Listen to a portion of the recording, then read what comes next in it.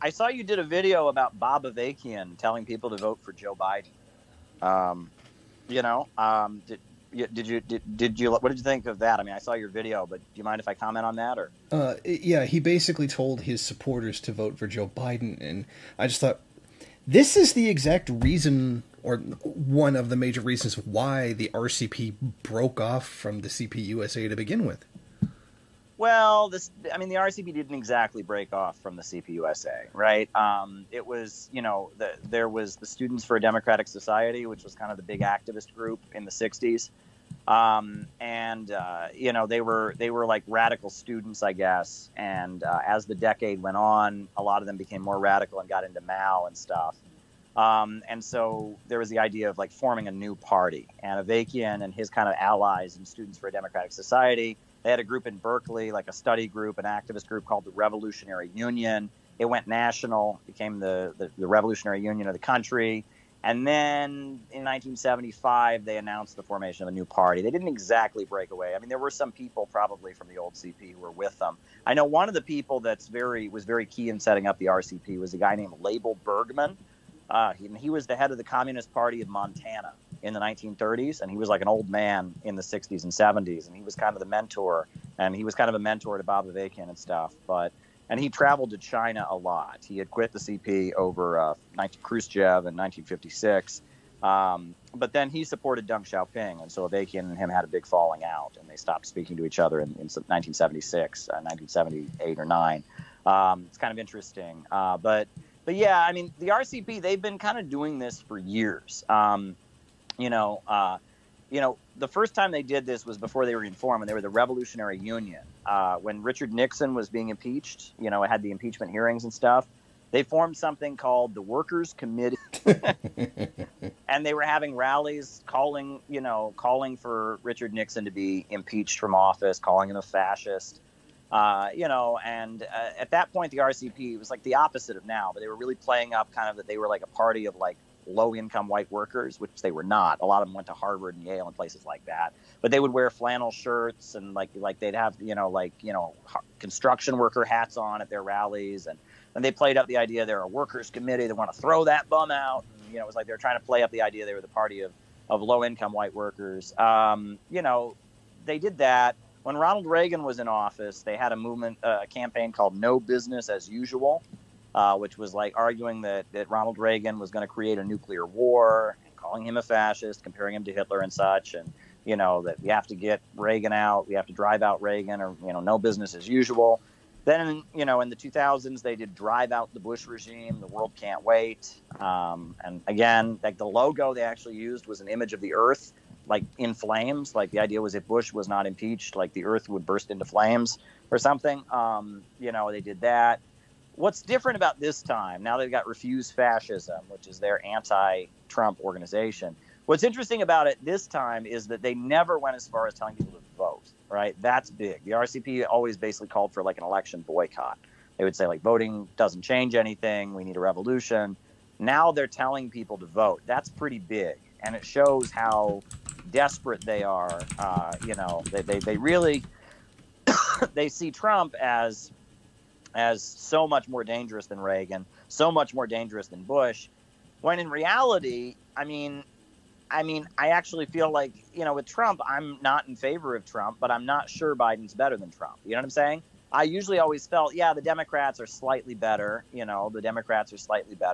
The 2016 election and this election, I'm not sure of that. I'm honestly not sure. I mean, they might be better. There's certainly some strong arguments. They're certainly not in favor of repressing immigrant communities as much. They're not supporting the police as much. But then on international issues, the Democrats seem to be more aggressive internationally. Plus, a lot of the talk the Democrats have against Donald Trump at this point is they're saying that he's a quote-unquote populist, and that they need a big crackdown on social media and on the internet to make sure that the quote-unquote disinformation doesn't get out there, and that alternative ideas don't get out there, so something like a Trump can never happen again. I find all that to be very, very scary. I read Joe Biden's article in Foreign Affairs magazine, the magazine of the Council on Foreign Relations, where he laid out what a Biden administration would do differently than Trump, and honestly, some of it was very scary to me. So I don't know. At this point, Trump seems pretty awful. This trade war against China is awful. His handling of the pandemic has been awful. But Kamala Harris scares me a lot. So I'm not sure who's better. The RCP is absolutely sure. Why? Because they are in that kind of woke liberal milieu where what matters is the particular liberal issues of the day. They are trying to recruit liberals, and they're using this, Republicans are fascists, to try and recruit liberals, to build coalitions with liberals, to get liberals to donate money and help support their protests. And they don't seem to realize the country is very big, and that there are a lot of people who, out of their confusion, support Donald Trump. That if you actually were able to talk to them about socialism and actually get them to understand that the problem is capitalism, not immigrants, not the lack of a police state. There's a lot of people, I think, that are Trump supporters that support Trump because they think he's fighting the system. He's not. He's not fighting the system. They identify the Democrats with business as usual, the ordinary way things are. I think there's a lot of Trump supporters that are confused and support Trump because they don't see socialism as an alternative. And that's why Trump is working so hard to convince his base that Joe Biden's a communist. That's why he's trying to do that. He's trying to say the status quo is communist, and it's not. And if we look like shills for Joe Biden, then we're kind of reinforcing Trump's message. See, the status quo is communist. Well, it's not. Well, yeah, that's why we don't advocate voting for a bourgeois party. But I think one of the main problems is that our ideological position requires a great deal of investigation. It's not simple. Racism is simple. The big, scary, whatever flavor of the month it is very simple. I read an article on Politico that shows that among bankers and, for lack of a better term, the financial aristocracy are beginning to back Joe Biden. And this would be taken as proof of what Trump says, when in reality it's far more complicated than that. I think it represents a definite shift. The bankers, the financial bourgeoisie, have gotten what they wanted. They got their deregulation, they got their tax cuts, and now it's time to get rid of them. And they also want stability. Yes. That's the main thing. Yeah, whereas Trump represents instability to a lot of people. He represents further polarization of the country. He represents, more distance between red states and blue states, more unrest in the streets. And I think the bankers, because they're, that's finance capital is at the center of it all, right? I mean, that's Lenin's book, Imperialism. The highest stage of capitalism talks about finance capital being at the top. And, they want stability, right? They want to make sure the country's stable because they're already at the top of the game. The people supporting Donald Trump, like Bernie Marcus, the owner of Home Depot, the Koch brothers. Who else is supporting Trump at this point? You got Sheldon Adelson, the real estate giant in Nevada. They are capitalists who feel like they're locked out of the club. They feel like that they've been locked out, that the ultra rich have all the power, and they want Trump to deregulate, and they want a chance to get some of their own. Betsy DeVos, the billionaire Secretary of Education, who's in the Trump administration. She's a billionaire. She's part of the ruling class. Where does her money come from? Tupperware. And right? I will say, I suspect her to be a child trafficker as well. Well, her money comes from Amway, the pyramid scheme, right? The multi-level marketing scheme. I shouldn't say pyramid scheme. I just want to clarify what I said. There was an article by the New York Times that some of the children who went missing from the refugee camps ended up in Christian adoption programs. That Betsy DeVos was a board member of. And I would consider taking children away from their families at gunpoint and then handing them over to new families to, for the lack of a better term, indoctrinate them into Christianity and probably erasing their Mexican or South American heritage. I would consider that to be a form of child trafficking. I just wanted to clarify what I said. Oh, sure, sure. And I shouldn't have used the word pyramid scheme because there's actually a specific legal definition of that, and Amway makes sure not to operate in that way. They're The a other, multi-level marketing yeah, scheme, the other right? ML, the other MLM. Yeah, yeah. But as far as the religious stuff that you're talking about and the adoption programs and all of that, there's some really ugly history with all of that, right? That's a big thing in the Republican Party, and the neocons in particular have had an alliance with the religious right. And I mean, Bush pushed something called the faith-based initiative, and it was giving money to religious groups to do things that the government does. But here's the thing: that already goes on. There are government-funded Catholic or Protestant orphanages. There are government-funded. Every private school in the United States gets money from the government to some degree or other. A lot of them are religious. Faith-based initiative was about changing the rules because, yes, you can have a church-run orphanage in the United States, but you're not allowed to indoctrinate the kids while they're there, right? It's like you can be the church, you can have this program, right, but you can't force the kids to go to Bible study or whatever. Faith-based initiative was starting to mess with those rules, and that's what Betsy DeVos, Mike Pence, they've started to mess with that to make it to start to blatantly have the government sponsorship of particular religious groups, which is not constitutional in the United States. I know a perfect example of that. There's a charity in Arizona for people who are addicted to drugs. So you have to, if you're a drug addict and you need help and you go to these people, we've got the state money for helping it. We've got all the resources you need, but you have to become an evangelical Christian and you have to pledge your support to Israel. I think that's a little really goddamned unethical to try to force politics on someone who's suffering from drug addiction. For the life of me, I cannot remember the name of the organization. I think the person they are watching me in the chat knows the name of. I think they know the name of the organization, but I think it's like Light or Door or something like that. But again, they receive state funds to try to help get people. Home of Hope, that's the name. Thank you. They are watching me. Home of Hope. They take you in and try to get you cleaned up, and then it's like, it's not even like, here's some stuff, we'd appreciate it if you read it. It's this, here's some stuff you read, and you have to follow it.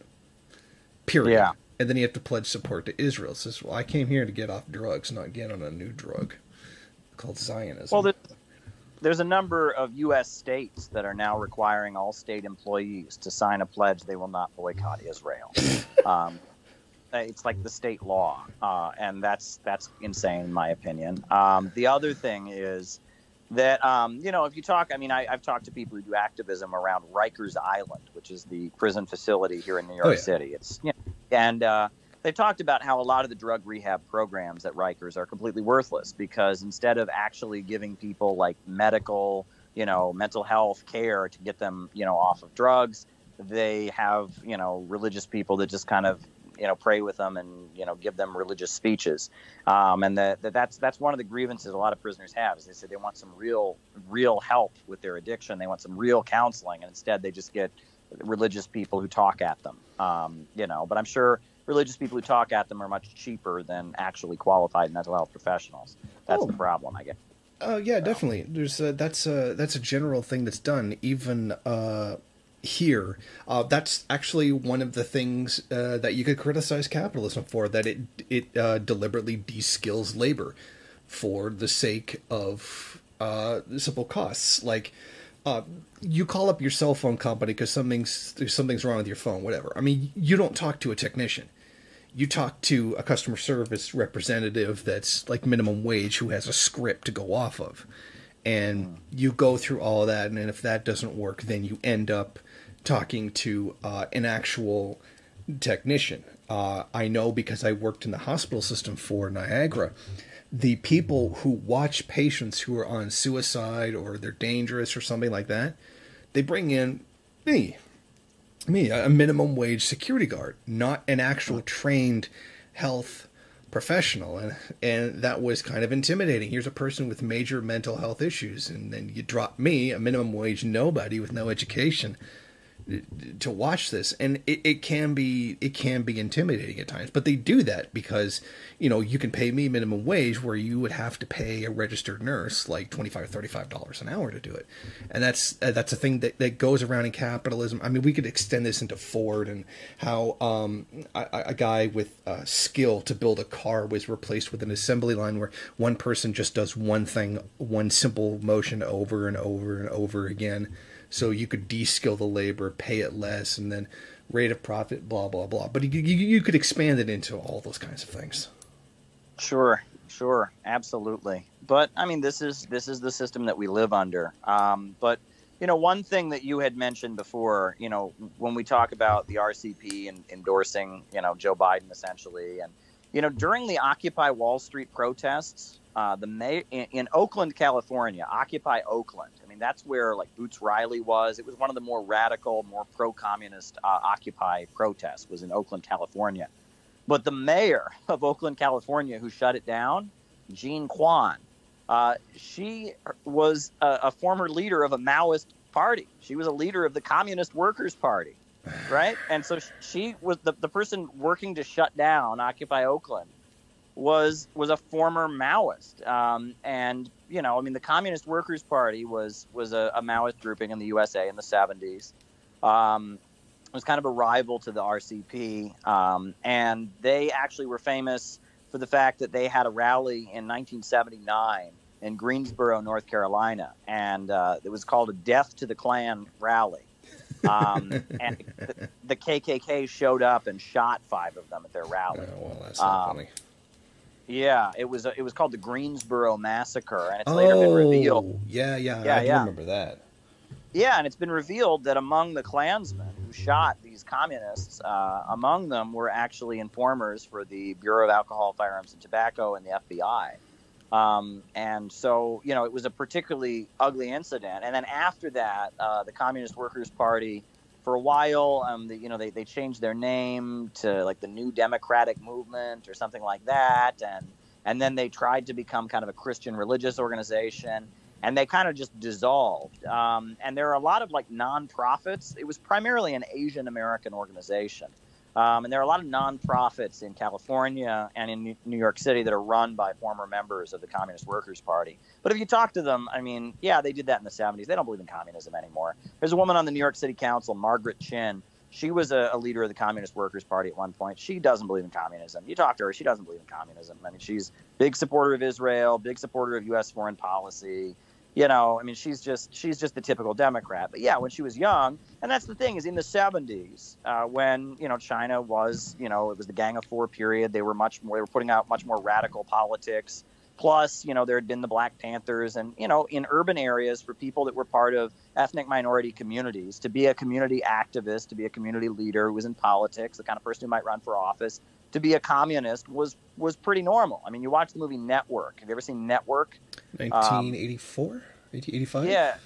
It was kind of a hit movie, but it was about, about the 70s and kind of the political atmosphere. And, you watch the movie Car Wash that came out during that period. There's like, it's in that movie. And it was in the culture. Being a Maoist communist was something people did. The Black Panthers were around, and it was something people did. And so that's why, this former mayor of Oakland, Jean Quan, who was the mayor during the crackdown on Occupy, Margaret Chin in the New York City Council. Yeah, they used to be communists, but they're not anymore, and they so clearly aren't anymore. The only people who even care that they used to be communists are like crazy right-wingers on the internet. Even their opponents in the political races don't even bring that up because it's so obviously ridiculous if you look at the way they act now.